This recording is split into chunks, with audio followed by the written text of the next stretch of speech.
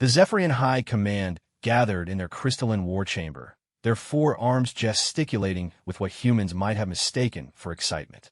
General Vextar's silver carapace gleamed under the artificial suns as he addressed the assembly of military leaders from across the Galactic Confederation. Fellow commanders, Vextar began, his voice carrying the harmonic undertones that marked his species' speech, we have discovered a new world. The third planet of a system the inhabitants call Sol. The species there calls itself human. A series of clicking sounds filled the chamber as the various alien representatives expressed their interest. Commander Thulka of the Mantoid Collective leaned forward, her compound eyes reflecting multiple images of the holographic display that materialized before them. What are their capabilities? She asked, her mandibles clacking with anticipation. Vextar manipulated the controls with two of his arms while the others gestured dramatically. Observe, he said as images filled the air above them. The hologram showed humans in their daily lives, walking through cities, sitting at desks, playing with small offspring, preparing food. They appear to be soft-bodied, noted Admiral Corinth of the Scalewing Empire, his reptilian features showing mild disgust. No natural armor, no claws, no venomous sacs. Their skin looks fragile. The images changed to show human conflicts throughout history. The alien commanders watched as humans fought with primitive weapons, swords, spears, and early firearms. They observed the chaos of ancient battlefields where humans fell easily to blade and arrow. Look at how they die, laughed General Mortex from the Void Reapers. A simple puncture wound brings them down. Their bones break easily. They bleed profusely for minor cuts. Vextar nodded agreement. Our scouts report that these humans feel pain acutely. They cry out when injured. They show fear before battle.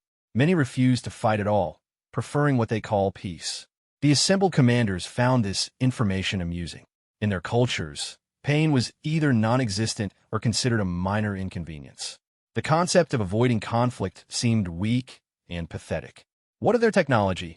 Asked Captain Zeth of the Machine Consciousness, his mechanical voice cutting through the organic chatter. Primitiva, Vextar replied dismissively. They still use chemical propulsion for space travel. Their weapons fire small metal projectiles at relatively slow speeds.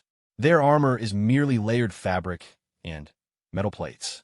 Nothing that could threaten our plasma weaponry or energy shields.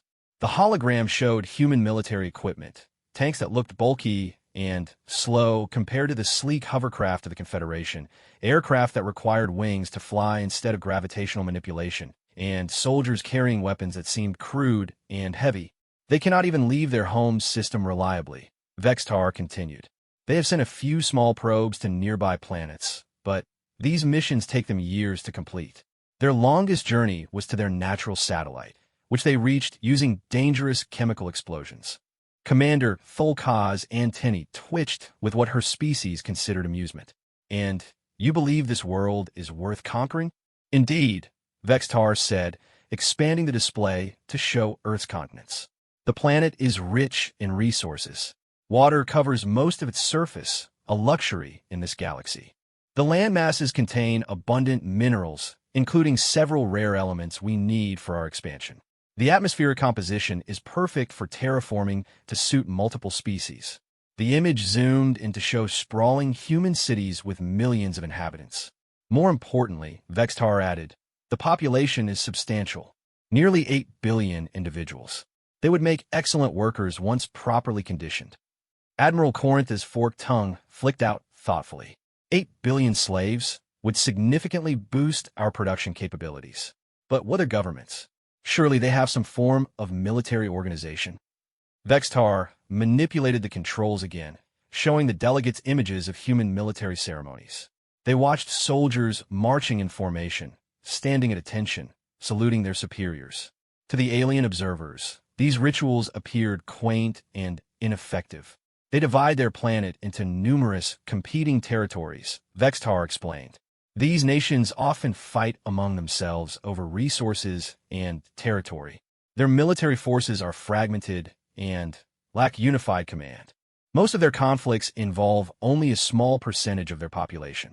The display showed footage of modern human conflicts, soldiers taking cover behind barriers, medics treating wounded, commanders coordinating attacks through primitive communication devices. Notice how they prioritize the survival of individual soldiers. Vextar pointed out as the hologram showed medics risking themselves to rescue wounded comrades. They will abandon strategic positions to save a single injured warrior. This emotional attachment makes them predictable and exploitable. General Mortex's red eyes gleamed with predatory satisfaction. In our cultures, the weak are left to die so the strong can complete their missions. These humans waste resources on sentiment. The assembled commanders watched more footage. Humans surrendering when surrounded, human civilians fleeing from conflict zones, human soldiers showing visible distress after battles. The images reinforced their perception of humanity as a weak, emotional species unsuited for serious warfare. "What resistance can we expect?" asked Captain Zeth, his optical sensors focusing on the tactical displays. "Minimal," Vextar responded confidently. "Our intelligence suggests their strongest military forces could not withstand a single squadron of our battlecruisers. Their defensive systems are limited to the planet's surface. They have no orbital platforms, no energy shields protecting their cities, no way to strike at targets beyond their atmosphere." The hologram showed Earth's defenses, missile silos, radar installations, Air Force bases. To eyes accustomed to energy weapons and force field technology, these preparations seemed laughably inadequate. Their governments will likely surrender quickly to avoid casualties among their civilian populations, Vextar continued. Our psychological profiles indicate they value individual lives over strategic victory. A demonstration of our superior firepower should be sufficient to secure their compliance. Commander Thulka's compound eyes reflected her satisfaction. "How long do you estimate for complete subjugation?" "No more than one of their planetary rotations," Vextar replied. "A standard day in their terminology. We will establish orbital superiority within the first few hours, eliminate their command structures, and begin the occupation. By the second day, we should have their leaders ready to negotiate surrender terms." The alien commanders shared what passed for laughter among their species. The concept of conquering an entire planet in a single day seemed almost disappointingly easy. "What forces will you require?" asked Admiral Corinth, already calculating the minimal investment needed for such an operation. "A single battle fleet should suffice," Vextar said. "Perhaps 50 vessels to ensure complete coverage of their planet. We can establish occupation zones and begin resource extraction immediately following their surrender." Captain Zeth's mechanical mind processed the data efficiently. This operation will serve as excellent training for newer officers. Low risk, high reward, simple objectives. The other commanders nodded agreement. The conquest of Earth would be a routine military exercise, barely worth the attention of their most experienced warriors. "Are there any unique challenges we should prepare for?" asked General Mortex, though his tone suggested he expected none. Vextar considered the question briefly. "Their planet has diverse environmental conditions, but nothing our standard equipment cannot handle. The atmospheric pressure and gravity are within normal parameters for most of our species. The main challenge will be processing such a large population efficiently." The hologram showed various human environments: cities, forests, deserts, polar regions. To the alien observers, these looked like straightforward terrain that their forces had conquered many times on other worlds.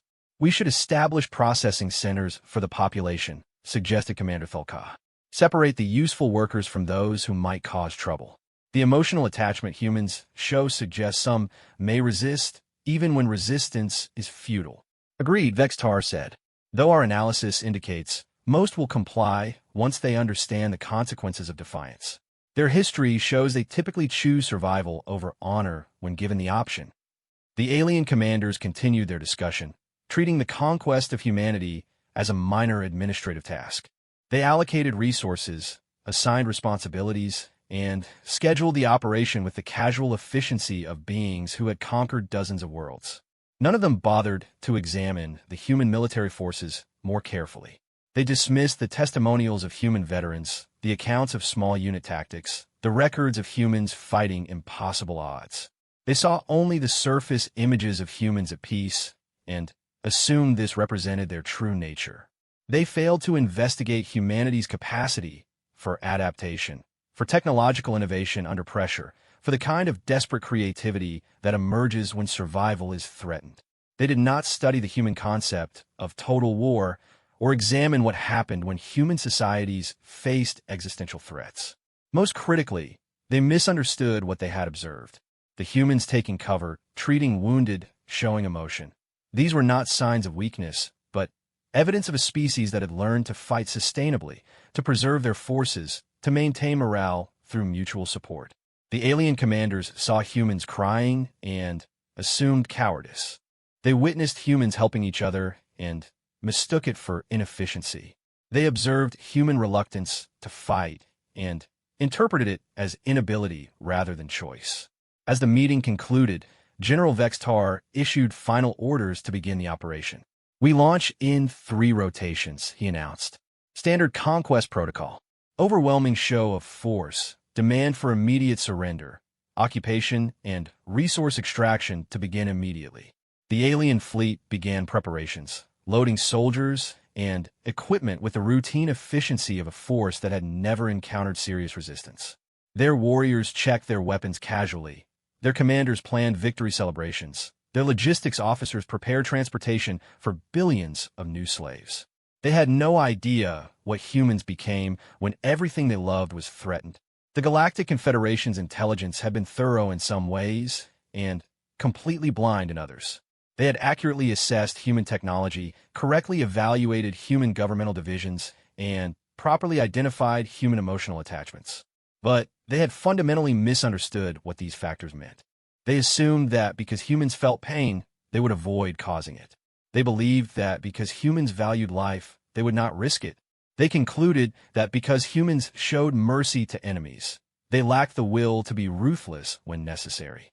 The alien armada moved toward Earth with complete confidence, expecting to add another easy victory to their long list of conquered worlds.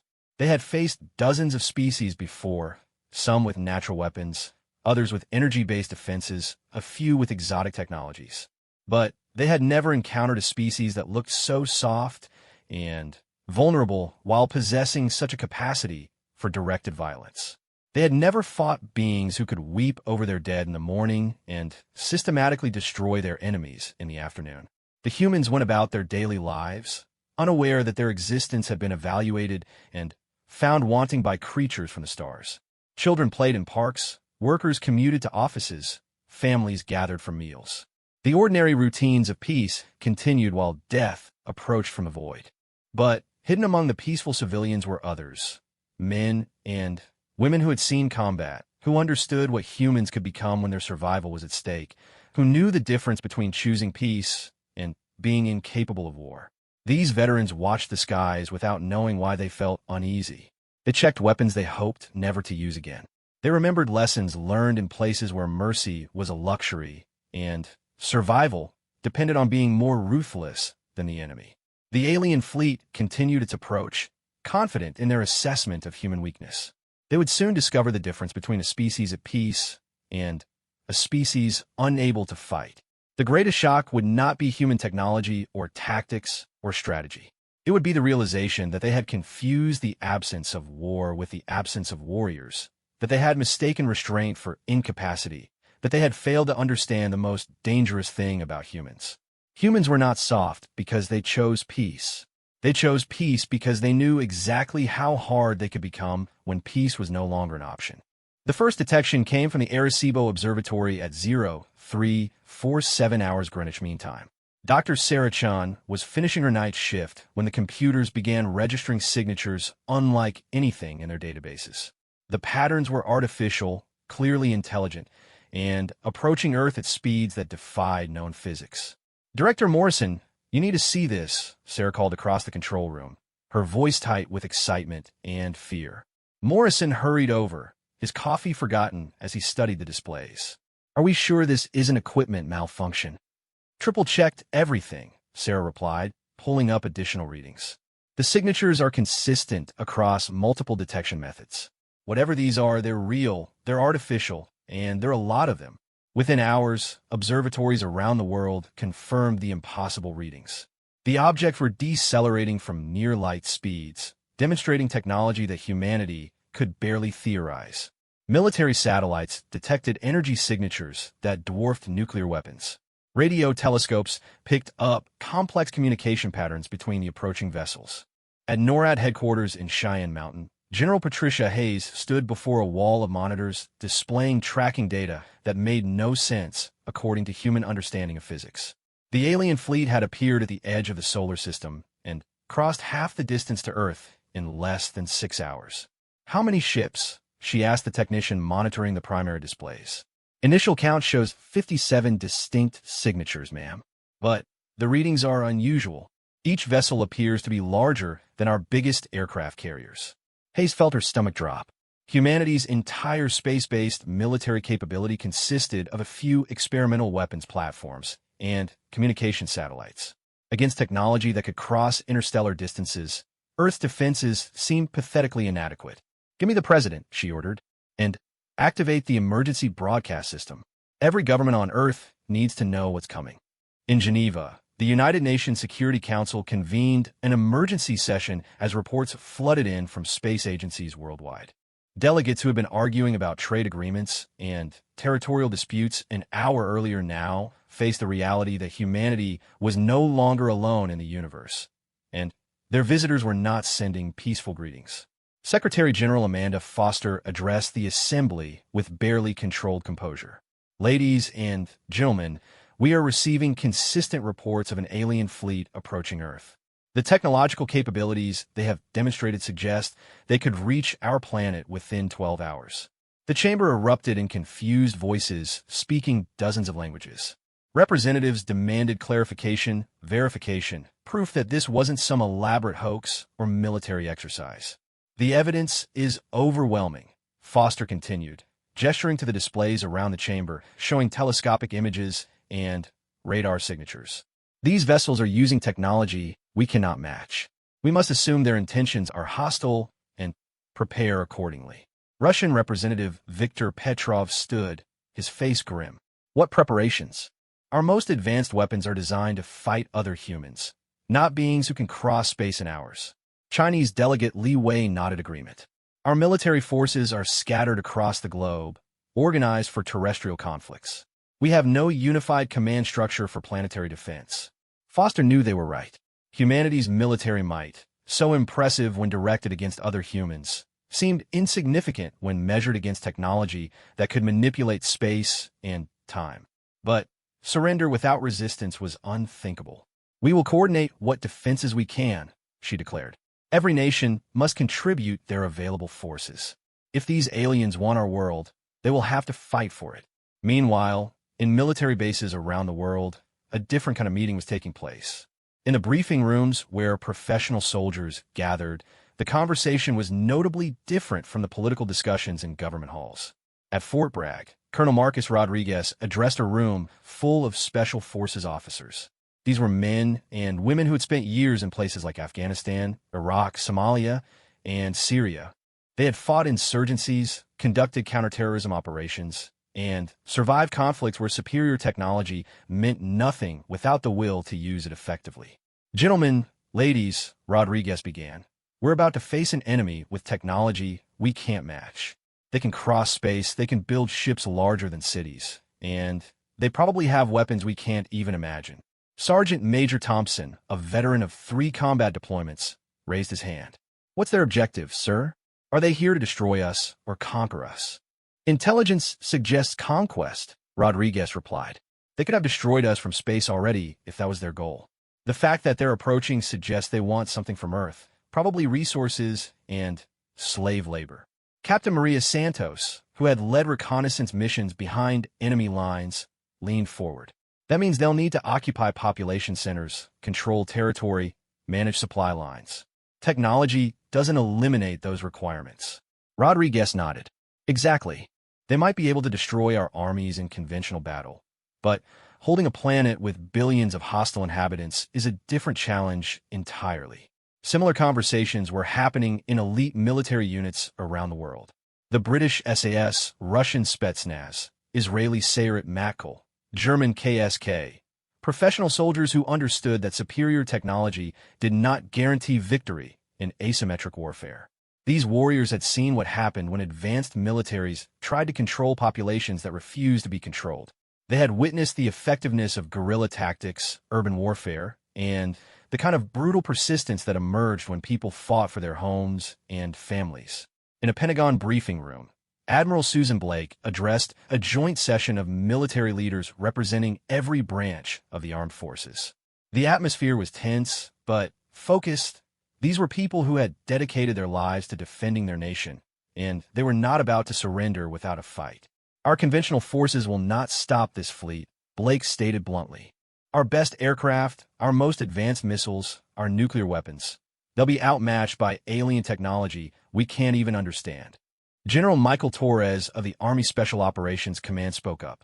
What about unconventional warfare? Guerrilla tactics, sabotage, assassination? That's exactly what we need to discuss, Blake replied. If these aliens want to occupy Earth, they'll need to establish bases, supply depots, command centers. They'll need to communicate with local populations, manage resources, maintain control over territory. Colonel Jennifer Walsh from Marine Force Reconnaissance added, they'll also need to understand human psychology, predict our behavior, counter our tactics.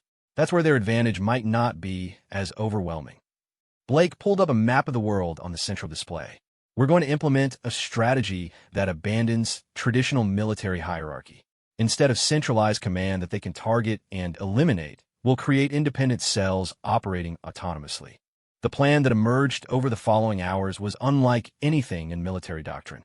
Rather than trying to defeat the alien fleet in direct combat, Earth's forces would allow the invasion to succeed, then make occupation so costly that the aliens would consider withdrawal. Every major city would have multiple resistance cells with no knowledge of other cells' operations. Military depots would be abandoned but booby-trapped. Government buildings would be evacuated but wired with explosives. Transportation networks would be sabotaged to prevent easy movement of alien forces. Most importantly, the military would disappear into the civilian population. Soldiers would remove their uniforms, hide their weapons, and blend in among ordinary citizens. When the aliens tried to establish control, they would face enemies who looked identical to the people they were trying to govern. In bases around the world, weapon caches were being buried or hidden in civilian locations. Communication networks were being established using civilian infrastructure. Identity papers were being created to help military personnel disappear into the general population. Major Frank Cooper, a veteran of urban warfare in Fallujah, coordinated the defense preparations for the Washington, D.C. metro area. He understood that the aliens would target government buildings and military installations first. Let them have empty buildings and abandoned bases. The real fight starts after they think they've won, he told his team as they prepare to dissolve into the civilian population. When they try to run power plants with alien technology, we'll be the maintenance workers who know which systems to sabotage. When they try to govern through local officials, we'll be the advisors those officials trust. Similar preparations were underway globally. In Tokyo, military engineers were placing charges in key infrastructure points while creating the appearance that the city was functioning normally. In London, SAS operatives were establishing safe houses in unremarkable apartment buildings. In Moscow, Spetsnaz teams were preparing weapons caches disguised as ordinary storage facilities. The alien fleet continued its approach, their sensors detecting the heat signatures of military bases, the electronic signatures of government facilities, the radiation signatures of nuclear weapons.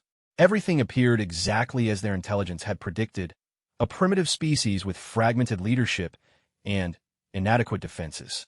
What their sensors could not detect was the transformation happening within human society. The emotional attachments that the aliens had identified as weakness were becoming the foundation of unprecedented unity. Political differences were being set aside. National boundaries were becoming irrelevant. Religious and cultural divisions were dissolving in the face of existential threat.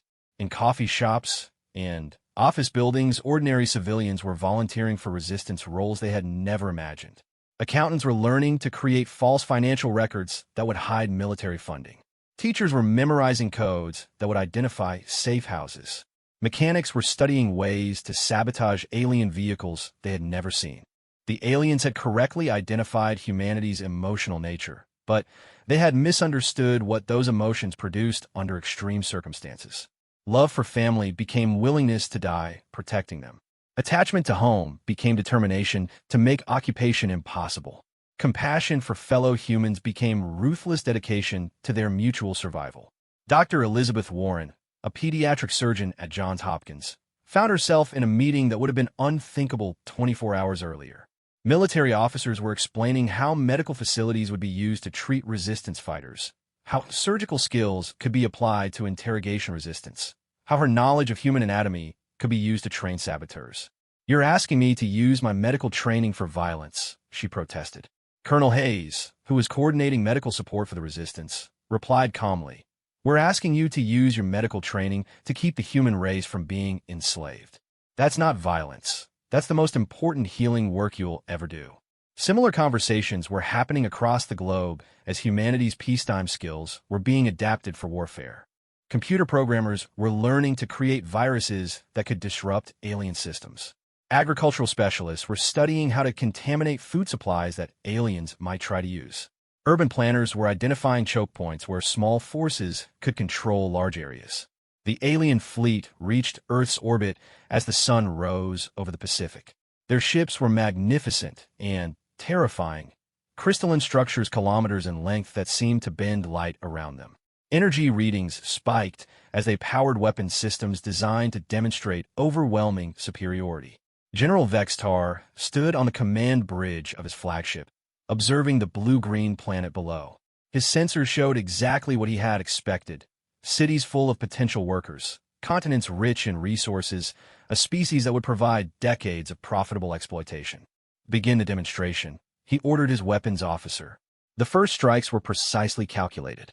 Military bases around the world simply vanished, turned to glass by energy weapons that exceeded anything in human experience. Government buildings collapsed into perfectly geometric craters. Nuclear weapons facilities were neutralized before their operators could even activate them. Within 3 hours, every major military installation on Earth had been destroyed. Communication networks went down as satellites were eliminated. Transportation systems failed as key infrastructure was targeted. The demonstration of alien superiority was absolute and undeniable. Then came a message broadcast simultaneously in every human language. "Inhabitants of the third planet, your military forces have been eliminated. Your governments are powerless. Resistance is futile. Surrender immediately, and you'll be treated according to your value as workers. Continue to resist, and face complete annihilation." What the aliens expected was mass surrender. What they received was silence. In the smoking ruins of the Pentagon, Admiral Blake led her surviving staff through underground tunnels that appeared on no official blueprints. Emergency communication systems that the aliens had not detected began transmitting coded messages to resistance cells worldwide. The message was simple: the demonstration is over. Phase 2 begins now. Around the world, humans who had appeared to be helpless civilians began implementing plans that had been decades in the making. The alien fleet had destroyed humanity's official military capacity, but they had just learned the difference between an army and a people at war. The real battle was about to begin. The alien landing began exactly as General Vextar had planned. Massive transport ships descended through Earth's atmosphere, their energy shields shimmering as they ignored the planet's defensive fire. The few remaining surface-to-air missiles that humanity managed to launch simply bounced harmlessly off the alien vessels. Within hours, alien forces had established beachheads in every major population center. New York, London, Beijing, Moscow, Tokyo. Crystalline spires rose from the ground where alien technology transformed matter at the molecular level. These towers serve as command centers, communication hubs, and symbols of alien dominance. Commander Thulka led the occupation force in North America, her mantoid soldiers establishing checkpoints at every major intersection in New York City. The humans they encountered seemed appropriately cowed. Civilians hurried past with their eyes down. Store owners closed their businesses. Government officials appeared ready to negotiate surrender. The intelligence reports were accurate. Thulka reported to General Vextar. "Human resistance has collapsed. We are receiving communications from local leaders requesting terms for surrender." Vextar was pleased, but not surprised. "Begin cataloging the population. Separate the useful workers from those we will not need. Establish processing centers for skill assessment. We want maximum productivity from this conquest." The alien occupation followed standard Confederation protocols.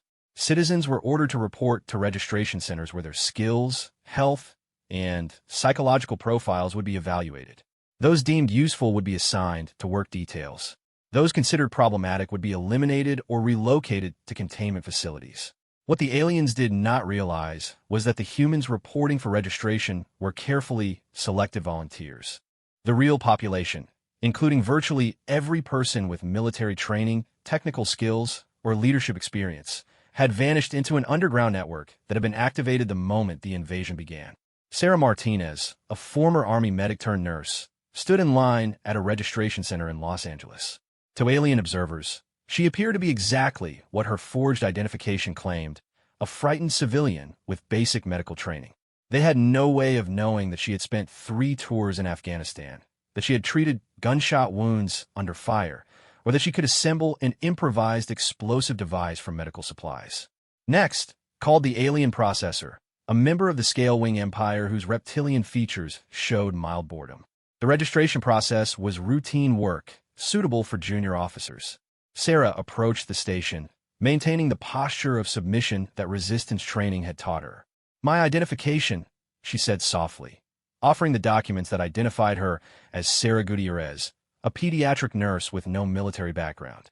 The alien scanner analyzed her biometrics, comparing them to databases that contained no record of her real identity. Her military records had been purged from digital systems before the invasion. Her fingerprints had been surgically altered. Even her dental records had been modified to match her false identity. Medical skills, the alien noted, marking her file. "You will be assigned to Worker Group 7. Report to Medical Facility Designation Alpha 7 tomorrow at dawn." Sarah accepted her assignment with apparent relief, playing the role of someone grateful to avoid worse consequences. As she left the registration center, she memorized the layout, counted the guards, and identified the communication equipment. That evening, she met with her cell leader in the basement of what appeared to be an abandoned church. The gathering looked like a support group for traumatized civilians, exactly the sort of thing aliens would expect from an emotional species dealing with conquest. "Intelligence gathering is proceeding ahead of schedule," reported cell leader Jackson, a former CIA operative whose cover identity was that of a social worker. "We have people placed in 12 alien facilities across the metropolitan area." Sarah shared what she had learned about the medical facility's security arrangements. Other cell members reported on alien patrol patterns, communication frequencies, and the locations of key infrastructure. The information was precise and professional, the product of minds trained in intelligence gathering. "Phase 3 initiates in 72 hours, Jackson announced. "Remember, the goal is not to drive them off immediately.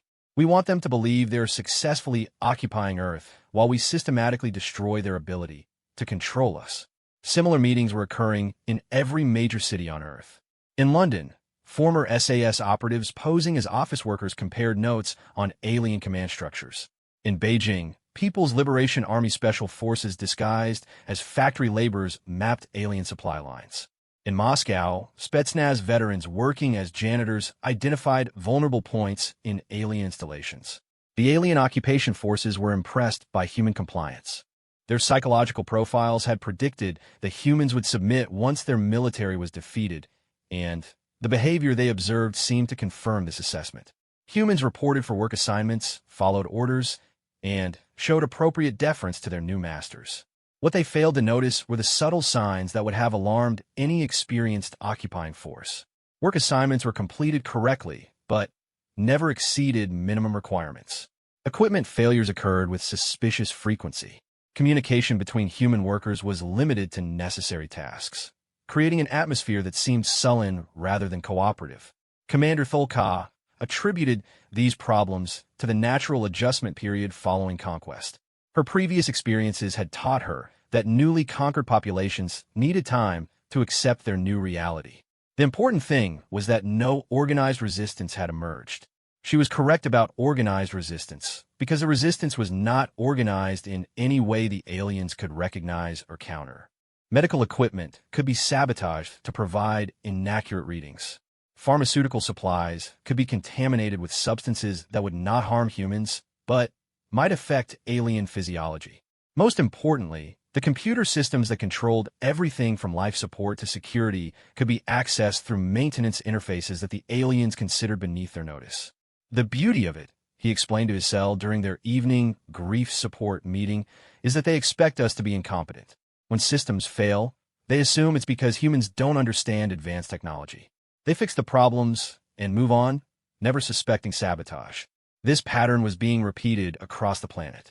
Alien facilities experienced constant minor problems that seemed to be the result of human inadequacy rather than deliberate action. Power grid fluctuations, communication static, transportation delays, food spoilage, all the small difficulties that made occupation more expensive and less efficient than planned. General Vextar received daily reports from occupation forces around the globe. The problems were consistent but minor, exactly what he would expect from a primitive species trying to operate advanced technology. The solution was obvious. Replace human workers with more reliable alien personnel as quickly as possible. Accelerate the training programs, he ordered his staff. The sooner we can replace human workers in critical positions, the sooner these efficiency problems will resolve. This decision played directly into human plans. As aliens took over critical infrastructure roles, they became vulnerable to sabotage methods that had been impossible while humans controlled access to those systems. Captain Elena Vasquez, a former bomb disposal expert, now posing as a power plant technician, watched with satisfaction as aliens assumed control of the electrical grid. They believed they were eliminating human incompetence from essential systems. Actually, they were positioning themselves exactly where she needed them to be. The aliens had superior technology, but they had no experience with the kind of patient, systematic sabotage that humans had developed over decades of asymmetric warfare. They expected resistance to be dramatic and immediate: armed confrontations, terrorist attacks, assassination attempts. They were unprepared for resistance that looked like everything except resistance. Meanwhile, a different kind of preparation was occurring in areas that the aliens had not yet reached. Rural communities, mountain settlements, and remote installations had become staging areas for conventional military forces that officially no longer existed. In the Rocky Mountains, Colonel Rodriguez had established a base camp that appeared to be a civilian survival group. His refugees were actually special forces soldiers who had been declared dead in alien attacks on military facilities. They had weapons, communications equipment, and, most importantly, complete freedom of movement in areas the aliens considered pacified. Intelligence reports indicate the aliens are consolidating their forces in urban centers. Rodriguez briefed his team. They're assuming that controlling cities means controlling Earth.